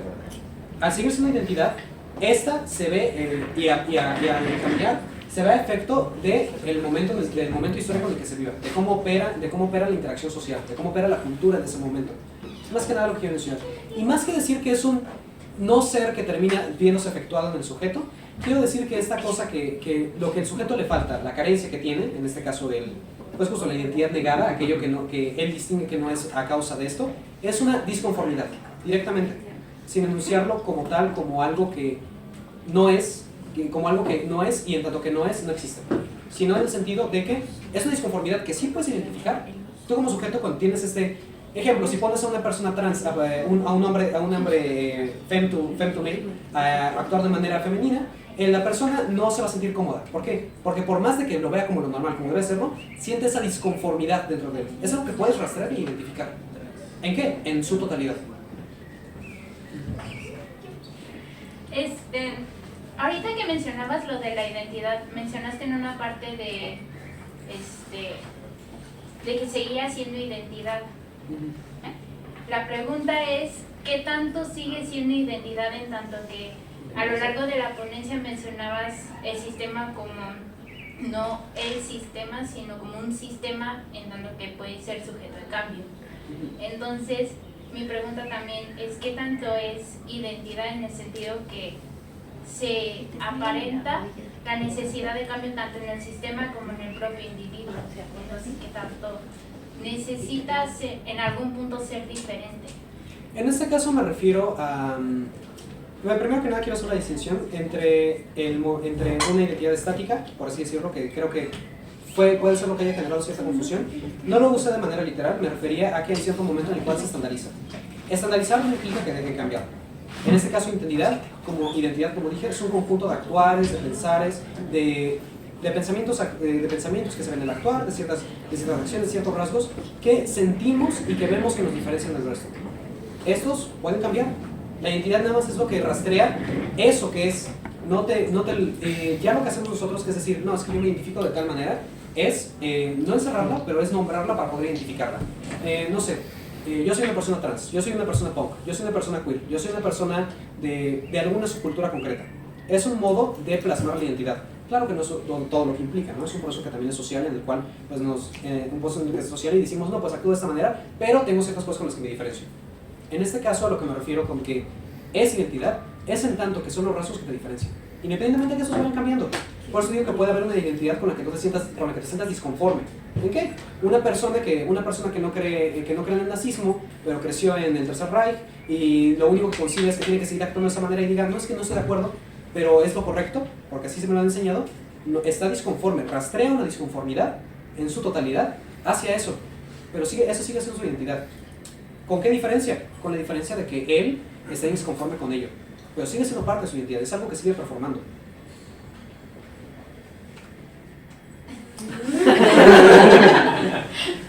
Perdón, tengo otro comentario, lo siento. Creo que no estamos hablando el mismo idioma. No se leía los clásicos.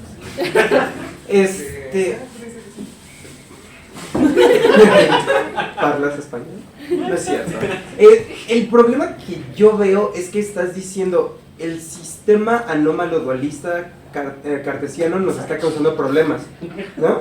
Nos está causando un cierto problema de concebir mente y cuerpo separadamente, pero al mismo tiempo lo estás utilizando en tu análisis. O sea, sigues concibiendo el problema que ves que surge de aquí, pero sigues estudiando la cosa esa como si fueran dos cosas diferentes. Como diría Kant, Gemini, ¿no? Sí, son dos cosas diferentes, pero te diste cuenta que el problema fue de concebirla de manera diferente, entonces pues estás como procediendo en un mismo sistema que ya viste que nos lleva a cosas al menos psicológicamente problemáticas. Entonces yo creería que en vez de hacer eso podrías plantear una nueva forma de ver el problema mente-cuerpo para ver la identidad, pero no sigues en algo que ya desde un inicio dijiste esto está mal, causa problemas, nos lleva a ciertas cuestiones no gratas.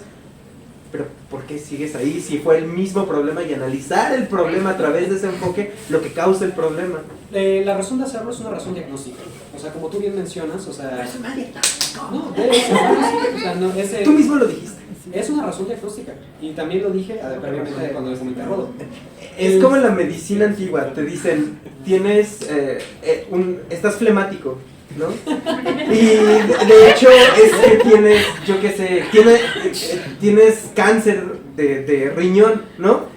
Y estás diciendo, ok, yo sé que es un mal diagnóstico decir que es flemático, voy a proceder con un diagnóstico flemático. No, porque no es la diferencia de eso, lo que estoy diciendo es de que ya por un momento me distancio de esa noción, en el instante en el que digo, no, pues el sujeto es total, la distinción es funcional.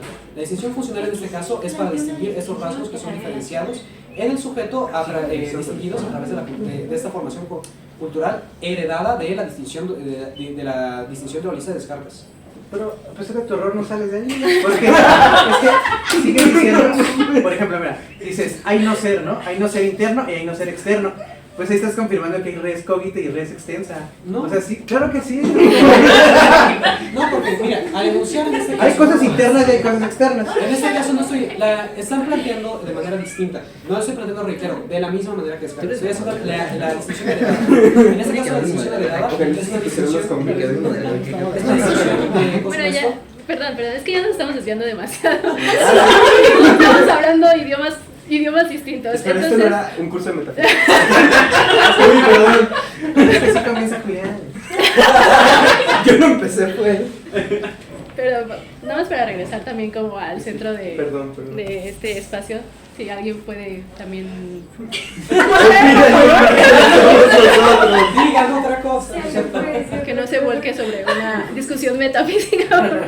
Eso ya lo arreglamos en Luego lo vemos. De hecho, sí, en las categorías de Kant se explica. Claro, la causalidad. Bueno, que van a teoría. Ajá. ¿Alguien, no sé, tenía otra duda, comentario con respecto a la salud mental, filosofía, no tan metafísico? Yo sé que ya nos espantamos.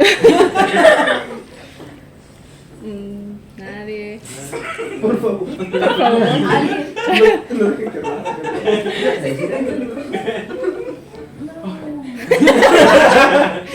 Ya los espantamos con el problema ontológico. Nadie. No, sí procedería. Bueno, que sí. Ok, a ver, va. Foucault pelón. Ya se procesó la información. A ver, de acuerdo a esta caracterización que haces como de la era moderna, bueno, de más bien contemporánea, desde este carácter diagnóstico, se le podría tal vez atribuir como, utilizando el ideario médico, una enfermedad propiamente dicha a nuestro tiempo. ¿Cuál sería la enfermedad? El problema que tiene este sistema actual, el sistema que describo, es el problema del consumo del deseo, el consumo de la producción deseante. Lo que hace la enfermedad, por así decirlo, concreta, sería que explota la subjetividad y al sujeto para a través de él producir capital. Y a costa de eso, ¿qué se ve mermado? Se ve mermada la identidad, se ve mermado la expresión. También tiene sus beneficios, ¿no? Pues igual que el auto, o sea, dio el auto para poder recorrer grandes distancias, en este caso pues nacen nuevos modos de significarse. Está la prótesis, la vaginoplastia, está la capacidad de los implantes, está la posibilidad de alargarte las piernas, de cambiarte la forma de la nariz, de quitarte cachete. Hay distintas formas que son producto de esto a través de la modificación de la cirugía estética que permiten afirmar ciertos rasgos de la identidad. Pero a la vez que permiten esto, también lo que predomina es el consumo de estos como potencia sexual. Como esta imagen vista a través de la imagen de la pornografía, a través de un sujeto que es un sujeto sexual y que es consumible por él. La enfermedad de ese sistema, por decirlo, es no la liberación del deseo, sino la producción y consumo de este. El hacer una granja de deseo, en pocas palabras. Creas un lugar donde creas deseo, donde lo vas criando, para que posteriormente lo puedas consumir. ¿Consumir a través de qué? A través de capital. A través de dinero que beneficia a quienes líderes de esa industria. Ok, y en este sentido entonces podrías decir que las identidades situadas podrían actuar como virus más que como identidades, propiamente dicho. Más que es decir que actúan como virus, esas identidades de carácter situadas son resultados de. No es que sean virus, no es que sean patógenos que se extienden, no. Lo que ocurre aquí es de que estas se han dado y funcionan, simplemente. O sea, son identidades que han nacido debido a que operan en el sistema. En realidad, el whitezican, la persona que. ¿Cómo se llama esto? La cultura del OnlyFans que también ha nacido. Son modos de subsistir en el sistema. ¿Por qué? Porque son modos de performar, de actuar, que le permiten al sujeto seguir existiendo, seguir manteniendo esa identidad. No es un virus, porque no es algo que se propague, no es algo que esté y que se vaya expandiendo, es algo que se da para sobrevivir. Incluso si me fuera una cuestión, tal vez diría que es un mecanismo de defensa en cierta medida. El adaptarse al colectivo para poder seguir existiendo. Creo que ahí habría otra pregunta también que sería. Perdón, pues es que ¿qué iba a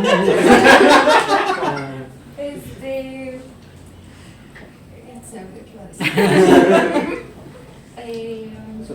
Sí, claro. Entonces, si no se ve como virus, sino como un resultado, entonces podría verse, sí, a la identidad situada como un mecanismo de supervivencia, pero entonces, ¿en qué medida podríamos decir que es sano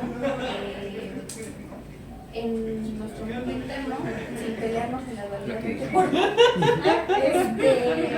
mentalmente, vaya, seguir este performance? Porque siento que ahí hay una distinción, tal vez no explícita y medio complicada de ver, pero siento que hay una distinción entre seguir este performance o realizar este performance e ir construyendo la identidad en cuanto a tal. Ambos en cierta medida son perjudiciales en lo que existe, ¿no? En el sistema. ¿Por qué? Porque por un lado, el aceptar el ser normativizado, el ser, ¿cuál es otra palabra que sé? El ser estandarizado en el sistema, implica que toda otra cosa que tú emanes, que tú distingas y localices que es distinta a esto, tienes que dejarla de lado. ¿Por qué? Porque a fin de cuentas no se te permite actuar de esta manera. En tanto que haces esto, genera un malestar. Por otro lado, si la persona se acopla y desde un inicio tiene mucha similitud o semejanza con esta identidad, al contrario, es beneficioso para la persona. Si se le enseña que es de esta manera y la persona se ve beneficiada por actuar de esta manera, no supone ningún perjuicio. Pero si hay una cierta distinción, que la mayoría la tiene, ¿por qué? Porque en este caso pues estaríamos hablando de la hegemonía. Ejemplo, vamos con un ejemplo de hegemonía europea, ¿no? Un tipo o tipa alta, con delgados, con rasgos arios y que tienen una cierta forma de la cara concreta. Esto, que cualquier persona que se distancie de esa imagen no entra en todo. Y le genera un cierto displacer.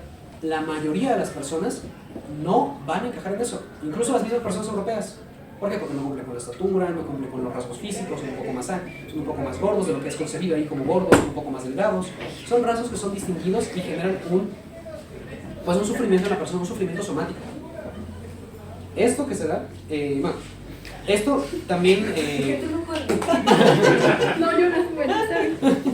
Esto, pues no única, esto ocurre en la mayoría. Incluso la persona que es propia de esta misma cultura, si hay una cosa que le disgusta de este actor que desempeña, le va a ocasionar daño. ¿Por qué? Porque tiene que seguir manteniendo el eje. La idea de que esto genera un perjuicio yo diría que es lo más común.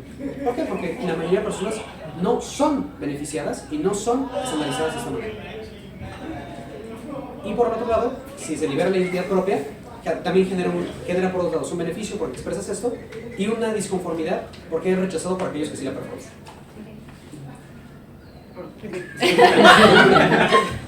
Bueno, es que creo que hablar como del concepto de identidad es algo bastante complejo porque de entrada es multifactorial y creo que tampoco podemos igualar el hablar de una identidad whitexican con hablar de la identidad de una persona trans, por ejemplo, porque de entrada se relacionan distinto, tienen una relación distinta para el cuerpo, ¿no?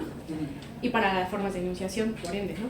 Entonces, ya no me acuerdo qué iba a No, perdón. Entonces, ay, se me fue horrible.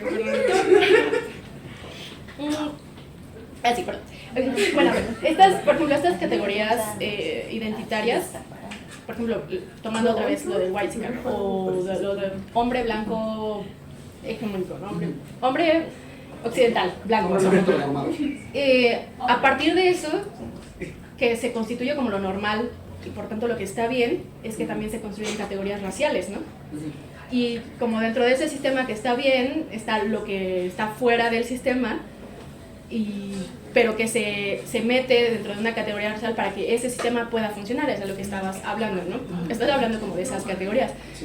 Pero también creo que existen como estas identidades disidentes que surgieron siendo disidentes y que surgieron siendo transgresoras, surgieron también siendo transgresoras y sufriendo ciertas dinámicas violentas,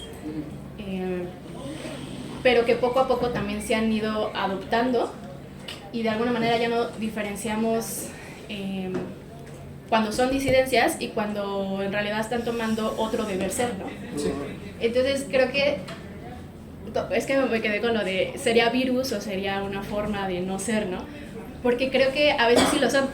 Creo que a veces sí pueden volver a hacerlo, porque incluso dentro de esos movimientos que defienden esas disidencias, esas identidades que no son,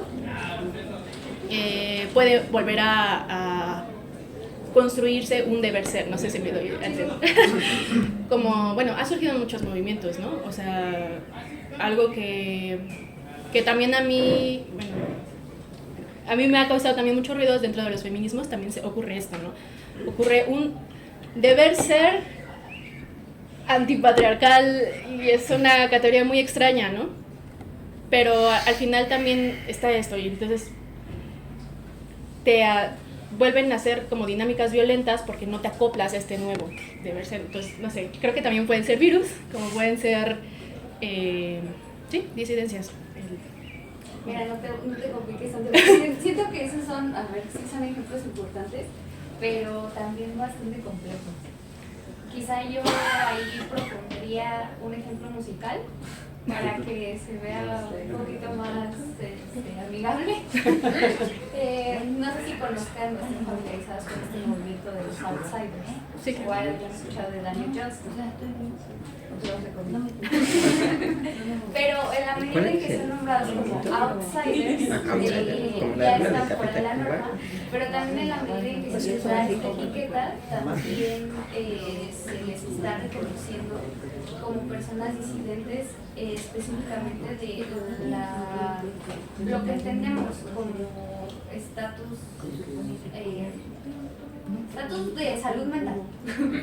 Ahí retomando un poquito la cosa, porque a ver, nosotros entendemos tal vez musicalmente hablando que una persona está con todas sus capacidades mentales al 100, él compone, escribe, canta, hace todo lo que quieras, y dentro de esa narrativa de lo que sería un músico, entonces un outsider no lo puede ser.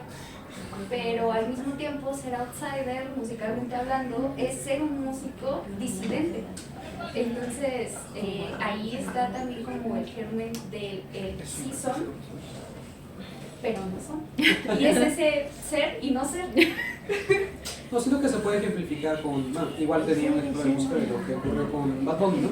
Ese tipo, que es lo que trajo, pues fue a hacer videos performance diciendo de que no, todos estamos unidos, pero chicos son los gringos, pero todos estamos unidos, todos somos América, ¿no? Lo que ocurre aquí es de que este es un espacio de disidencia controlado, es un espacio donde este tipo de expresiones se pueden dar. Y entre lo que se pueden dar, son aceptadas. ¿Por qué? Porque no terminan de irrumpir con el resto. Más que decir que dónde se marca la norma entre que esta es aceptada y en tanto que deja de ser aceptada, se puede decir que es en la medida en la que es rechazada. Porque este tipo de movimientos, de ideologías, de concepciones del mundo, son aceptadas en tanto que se nivelen. Porque mientras Bad Bunny no haya dicho chinguen a su madre los gringos, muerte al Estado legítimo de Israel, muerte al Estado legítimo de Estados Unidos, muerte a todos los imperios, muerte a todo, no hay problema. ¿Por qué? Porque él sigue produciendo dinero. Y en tanto que se puede explotar esa potencia económica, se puede seguirse implementando y utilizando lo que es su discurso. En tanto que se modifique. En tanto que deje de ser tan disruptivo. Midiéndolo a través de qué? Que niegue esta realidad, que es esta construcción de la realidad. A ver si la planteo bien. Entiendo que el ser humano es un ser social, ¿no? Y el rechazo de la sociedad hacia con su persona tiene un cierto impacto psicológico, ¿no? Como dices, sí, no niego que el materialismo tenga algo que ver, de que si soy más o menos productivo, pero dime tú qué piensas, por ejemplo, la sociedad mexicana es cruel por naturaleza. Sí, no, yo no sepa. La mexicana es cruel. Y se puede ver en redes sociales. Apenas hace poco se dio el caso de los chavos que fueron al Cinépolis en vestidos del diablo viste a la moda. Y un buen de comentarios burlándose de ellos. La sociedad mexicana es cruel. Dime qué tanto crees tú que influya la historia de una sociedad, cómo ejerce el rechazo hacia la identidad de un individuo. A ver, y si crees que sea, comprométete, y si crees que sea algo así, que tenga influencia, mucha, poca, ¿crees que haya sociedades que tiendan a, no sé, por ejemplo, las consecuencias del impacto psicológico que tiene al individuo, como supongamos que es depresión, ¿no? O aislamiento, o cosas así? ¿Crees que haya cierta tendencia en sociedades? Porque, por ejemplo, las sociedades latinoamericanas, las africanas, son difíciles de analizar porque nosotros fuimos sometidos. Entonces, ahí va a haber otro punto de vista. Sí, por un lado yo considero que, pues obviamente, si analizamos una sociedad concreta, lo que es su historia y el discurso que se ha manejado y cómo ha estado cambiando a lo largo del tiempo, afecta en cómo conciben las cosas. Pero en el sentido de que un hecho concreto vaya a afectar todo. Puede haber hechos que podemos destacar y digamos, no, pues ejemplo, no estoy del todo de acuerdo con el hecho que yo no estoy de acuerdo con que la sociedad mexicana es una sociedad por naturaleza, pero te tomo la palabra con el hecho de que pues fuimos invadidos, ¿no? Colonizados. Hay esa influencia colonial, ¿no? Y en lo que esta influencia colonial tiene sus rastros en la actualidad, claro. Y se puede destacar como algo que influye en el actuar, en el cómo se desempeñan. Claro, ¿por qué? Porque nos vamos desenvolviendo a lo largo del tiempo. No nos desenvolvemos, no estamos todos en un instante. Bueno, somos en un instante en el sentido de que siempre estamos en el instante presente, ¿no? Pero estamos en un constante cambio. Y claro que puede ocurrir de que la influencia ejemplo, el sistema actual, lo que ocurre con el sistema farmacopornográfico, como se caracteriza en las industrias, es a causa de la posguerra. ¿Por qué? Llega la posguerra, hay una falta acaba de ocurrir la Segunda Guerra Mundial y es necesario un nuevo modo de producir capital, un nuevo modo de apelar al humano. ¿Y cómo se apela a él? A través de una cotidianidad, a través de un modo de vida concreto. Te venden un modo de vida, el American Way of Life, de ejemplo. Aterrizándolo a nuestro contexto,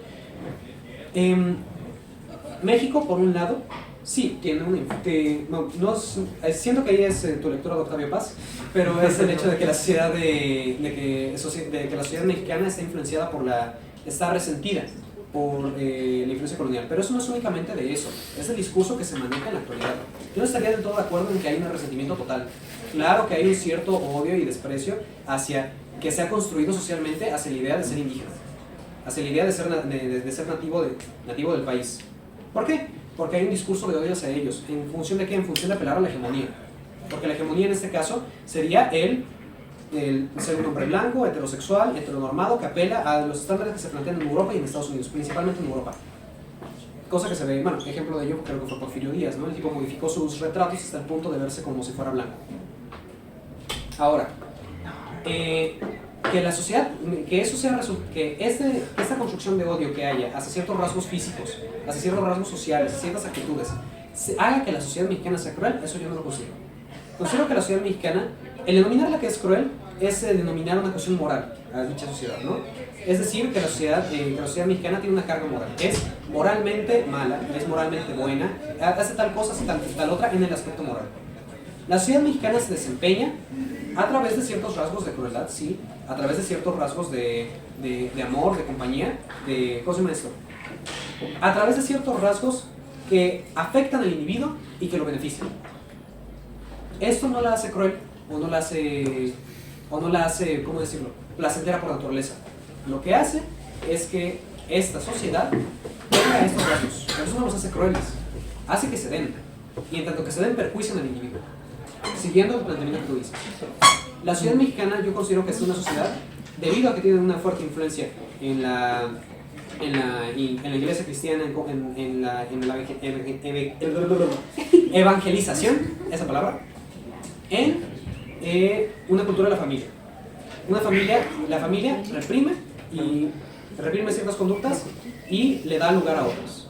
Es lo que te diría. No diría que es cruel, diría que es una base, esa crueldad que tú describes es algo que es propio en la mayoría de ellas. En la mayoría de los sistemas que buscan mantenerse. ¿Por qué? Porque en tanto que se tienen que mantener, tienen que hacer que el sujeto se estandarice. No diría que es algo propio y único de la sociedad mexicana. Yo, a ver, para ejemplificar un poco lo que dice el compañero, yo creo que todos conocemos a Ed Maverick, ¿no? O sea, pasó esto de los miércoles de mandar a chingar a su madre Ed Maverick. Entonces, no sé, yo siento que eso puede ser como un ejemplo, ¿no? De lo que dice, la sociedad mexicana es cruel. Inclusive del perro rabioso, no sé si del americanista que sale gritando, no sé, hay varias veces que... Pero tergiversaste todo, o sea, yo nunca dije un resentimiento hacia los europeos, yo nunca dije eso. No, pero hablaste de la influencia colonial. Ajá, y aparte también el mexicano, no me acuerdo del nombre del filósofo, pero, aparte de tener influencia gringa, o sea, siempre hay una comparación con los gringos, durante el porfiriato se quiso ser europeo, también ha tenido mucha influencia, entonces eso hace que la sociedad mexicana se sienta menos. Sí, seguramente es algo que... No quiero que odiemos a los colonizadores ni nada. No, o sea, ni tampoco metí juicios de valor a la crueldad. Tú eres un sustantivo y no metí juicios de valor. No, sí hay un juicio de valor ahí. La crueldad tiene un juicio de valor. Al hablar de algo cruel estás hablando que... ¿Cómo describes objetivamente algo que es cruel? Tienes que compararlo en relación con algo que no lo es. Si tú hablas de una crueldad, estás emitiendo un juicio de valor. La crueldad es negativa. No puedes decir que la crueldad es positiva. Puedes decir que hay un beneficio de la crueldad. Tiene un juicio de valor. Ahora, yo mencioné lo de la influencia europea, no en el sentido de que tú dijiste eso. Es un sentido de que a causa de eso podemos decir que hay un cierto resentimiento hacia ellos. Uno puede decir eso. No estoy diciendo que tú lo dijiste primero que nada. Y segundo, que sí, o sea, a fin de cuentas, esto que tú estás constituyendo, esta sociedad que se construye, no es que sea cruel, es que tiene ciertos rasgos que castigan ciertos actuares. Esos actuares los denominamos como crueles o no. Pero este actuar no es únicamente a causa del resentimiento, es a causa de que hay una cultura de la violencia, una cultura de la agresividad. Y eso no es únicamente nuestra cultura, no es únicamente en México, es en muchas otras culturas alrededor del mundo. No únicamente diría que África, diría que también Estados Unidos, diría que también Europa. Nuestras culturas en cierta medida tienen una influencia de la violencia, y cómo esta se interpreta y se asimila es cómo se desempeña cierto actuar. Y este actuar es el que tú has denominado como cruel.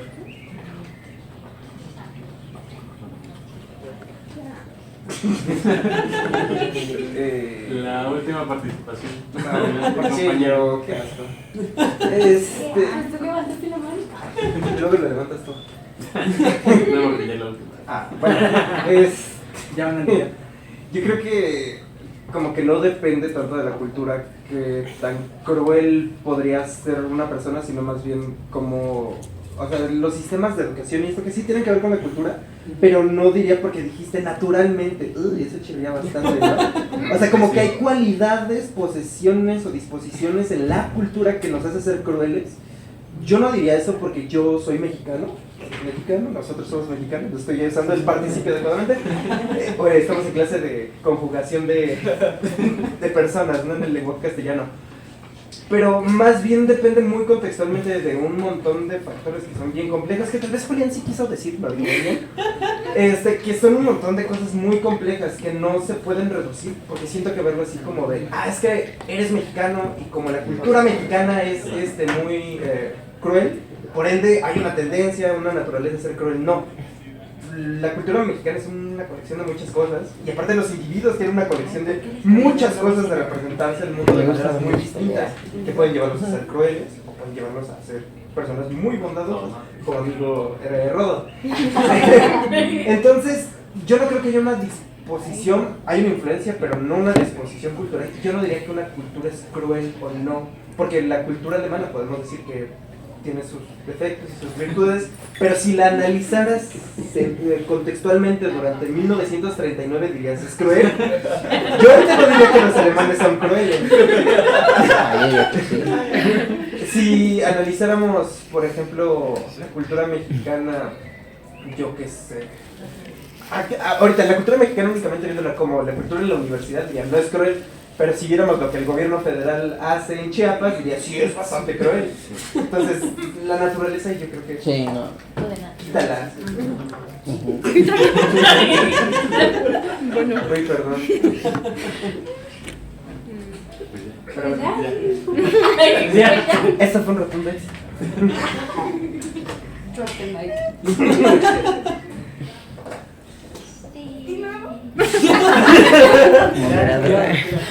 Ya por primera vez.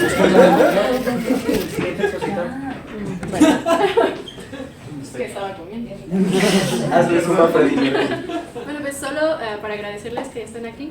Suena al diálogo un poco extraño, perdón. Estamos aprendiendo. Entonces, también invitarles a la siguiente, que va a ser... es que, bueno, dependemos de cómo nos prestan los salones. Esta ocasión va a ser aquí, fue aquí, perdón. La siguiente va a ser en la sala verde, de nuevo en el edificio C, en la sala verde, que está en planta baja. Entonces, para que se sigan uniendo, y pues eso, muchas gracias. Y muchas gracias.